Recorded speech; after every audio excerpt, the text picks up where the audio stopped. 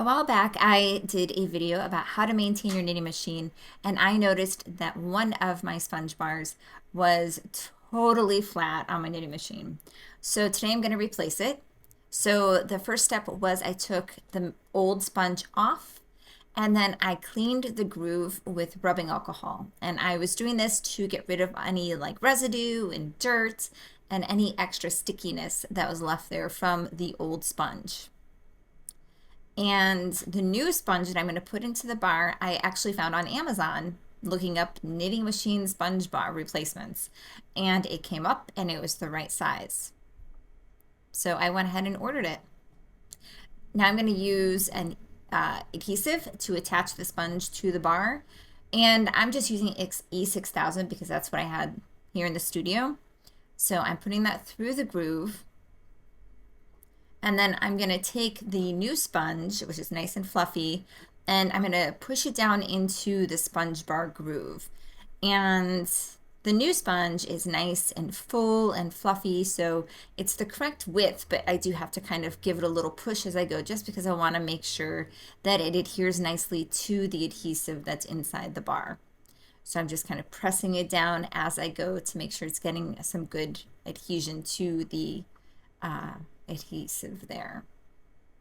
And this goes the same for any knitting machine.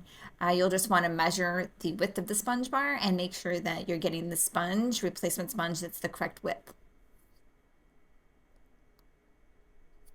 I don't have to replace the sponge bars too frequently.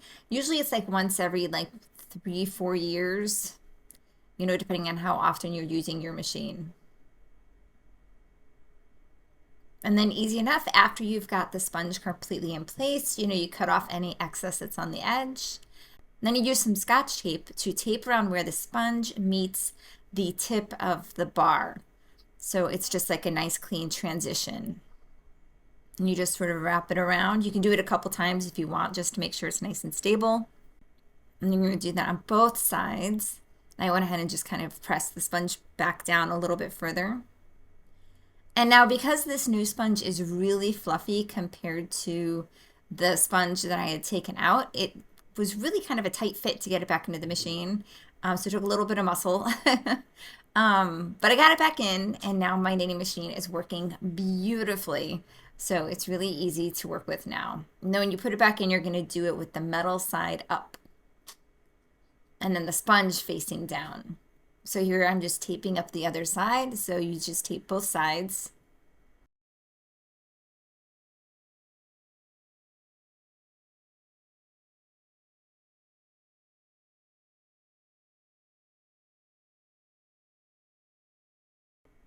And there you can see just how different it is from the old to the new.